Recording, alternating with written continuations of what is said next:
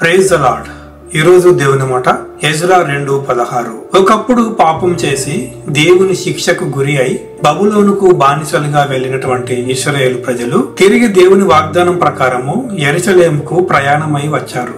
ఆ తర్వాత పాడైనటువంటి దేవుని మందిరమును బాగు చేసినట్లుగా దేవుని వాక్యంలో రాసి ఉంది. ఇక్కడ ఇశ్రాయేలు ప్రజలు వారి పాపములను బట్టి శిక్షను అనుభవించక ముందే, అంటే వారు బబులోనుకు బానిసలుగా పోక ముందే తిరిగి వారిని యెరూషలేముకు రప్పిస్తానని దేవుడు వాగ్దానం చేశాడు. వారి శిక్షాకాలం పూర్తి కాగానే మందిరం బాగు చేయటానికి వారిని వాడుకున్నాడు. దీన్ని బట్టి మనకు ఏమర్థమవుతుంది?